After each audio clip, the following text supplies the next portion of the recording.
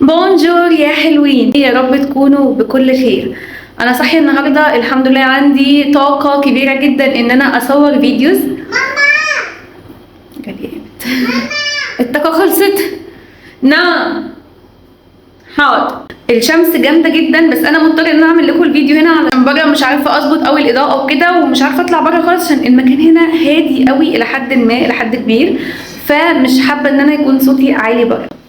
المهم قلت بس اعمل لكم الانترو اللي بصوت عالي كده هنا، وتعالوا نطلع بقى نتكلم مع بعض عن ازاي وصلت ان انا احافظ على وشي في ظل هذه الشمس الفظيعه. خليني بس اقول لكم ان الحاجات اللي هقولها لكم دي هتخلي وشكم بجد، غير ان هو بقى هتخلي وشكم بجد على طول شكله جلوي. طيب يا حلوين، اول بس خليني برضو افرجكم على النضاره بتاعتي، عشان انا يا جماعه معجبه بيها جدا. قعدت شفتها وبعدين رحت وجيت كتير قوي، كذا يوم اجيبها ما اجيبهاش، اجيبها شكلها حلو عليا، لا شكلها كده لا مش هجيبها خلاص، مش مشكله اجيب حاجه تانية، لا اجيبها لا المهم في الاخر جبتها. فقولوا لي رايكم عليا ايه. بص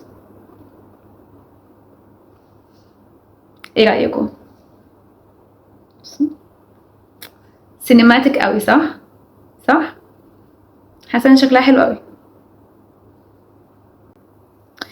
ماشي، بصوا انا عارفه ان انا اكتر شخصيه عشوائيه على السوشيال ميديا في كل حاجه بقى، في الكونتنت، في مواعيد تنزيل الفيديوهات، في الحاجات حتى اللي بوريها لكم. بس انا يا جماعه شخص بعمل قوي اللي حاساه قوي بجد، مش عارفه اصلا ليه بقول لكم كده، بس يعني شفتوا يعني ده نوع من انواع انا بعمل قوي اللي حاساه. فجاه تلاقوني عندي نشاط كده وعايزه اصور فيديوهات واقوم واعمل وبتاع على حسب ما انا حاسه المود بتاعي ايه، واوقات تانية تحسوني ولا عايزه اتكلم مع حد ولا عايزه اصور فيديوهات ولا عايزه اجرب حاجه ولا عايزه اعمل اي حاجه، وسايلنت مود كده فظيع جدا. انا الحمد لله دلوقتي في انرجيتك مود كده، وعايزه اصور لكم فيديوهات كتير وعايزه اعمل كونتنت كتير، وطبعا كل الافكار اللي انا كنت كاتباها عندي في النوت بوك بتاعتي عايزه الحق اصور لكم منها فيديوهات على قد ما هقدر.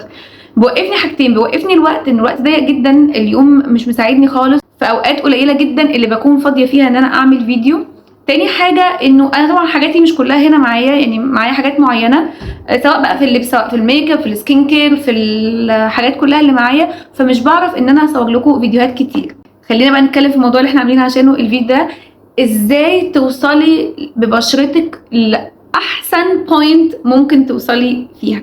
بصوا خليني اقول لكم ان انا قاعده هنا دلوقتي في مكان كله شمس طول اليوم على طول، شمس غير شمس مصر خالص، شمس حارقه. وبقالي هنا مثلا بتاع 3 شهور، وقبلهم يعني قبل ما اجي هنا كان صيف قوي في مصر، فانا بقالي يعني يمكن سنه متعرضه للشمس بس. وهنا كمان بقى مش شمس بس، الشمس داخله البيت كله، يعني المكان كله فيه شمس، فانا قاعده في الشمس. حتى والله تصدقوا اصور لكم الحمام جوه فيه شمس، فالمكان ماليه بالشمس، ومكان طبعا فيه بحر وكده، فبرضه انه على طول بننزل البحر وعلى طول متعرضه للشمس. فاللي عايزه اقول لكم يعني السكين كير اللي انا جايه اقوله لكم ده، والمنتجات اللي انا جايه اتكلم عنها دي، انا مختبراها في اسوأ الظروف، اللي هي على طول متعرضه للشمس، على طول متعرضه لسخونيه وجو ممكن يسبب بقى حاجات كتير قوي، كل مشاكل البشره اللي احنا عارفينها، من خطوط، من تجاعيد، وعدم توحد في عدم توحيد في لون البشره، حبوب للناس اللي هي الاكني برون سكين، او الناس اللي هي بشرتهم معرضه ان يكون فيها اكني، حبوب، كل حاجه احنا قاعدين في اقصى ظروف ممكن الواحد يتحط فيها علشان يعني بشرته ما تكونش في احسن صحتها. ومع ذلك الحمد لله في كام حاجه هنا، في حبايه هنا، في هنا حبايه، في هنا بصوا برضه هتلاقوا هنا شايفين في شويه بقع صغيره. انا مش حاطه فاونديشن خالص، انا مش حاطه كونسيلر خالص، انا مش حاطه اي نوع من انواع الميك اب على وشي غير البلاشر بس، اوكي.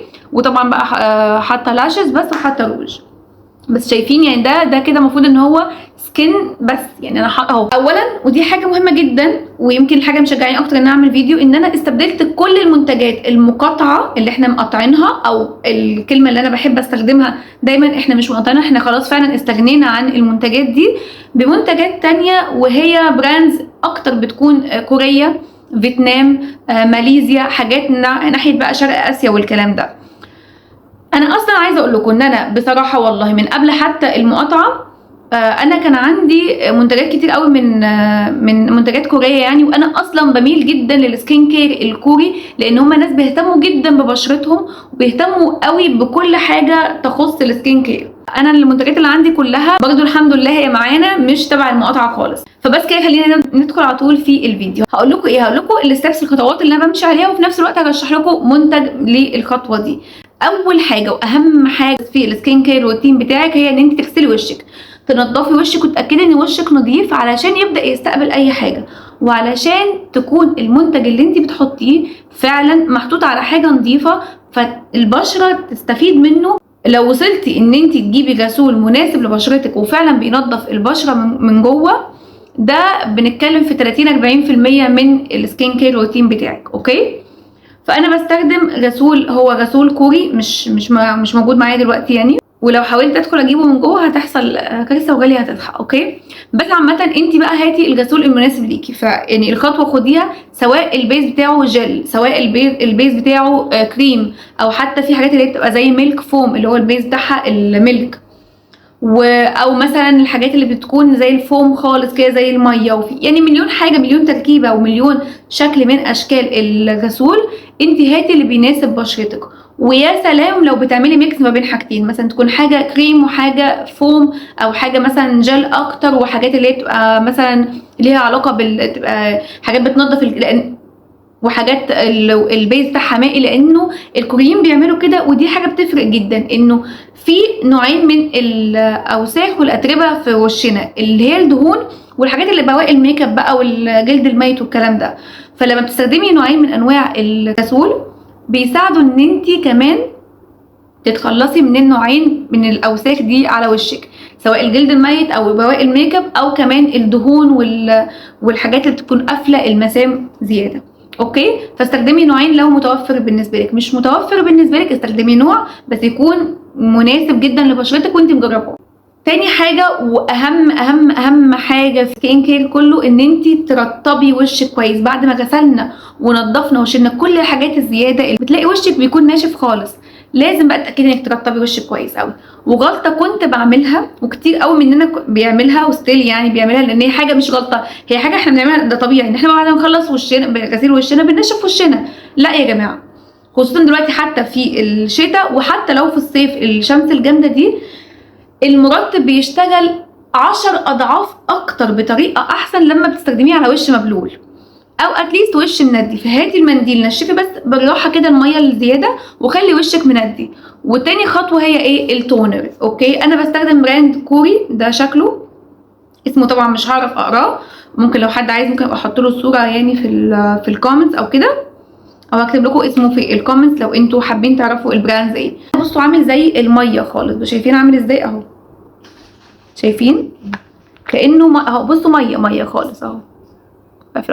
اوكي، عايزه اقول لكم ان هو مرطب جدا، لان هو بالهايلورونيك اسيد وكمان 8 انواع هايلورونيك اسيد. بصوا، وباجي اقفله على طول بايه؟ بالكريم. والكريم انا مش جايبه معايا الفول سايز، انا جايبه الباكيتس دي معايا عشان كنت شارياها برده في السفر، مش باخد الكريم لانه كانش طبعا يعني قصص طويله مش معايا مكان يعني، فباخد بس الحاجات دي. وطبعا انا كنت قلت لكم الموضوع ده قبل كده، لما تروحوا تشتروا اي حاجه اسالوا لو في حاجات زي كده ممكن تاخدوها معاكم، زي السامبلز او العينات المجانيه اللي هم بيوزعوها، علشان بتكون سهله لو انت مسافره تاخدي معاكي المنتج، مش شرط تشيلي الحاجه كلها.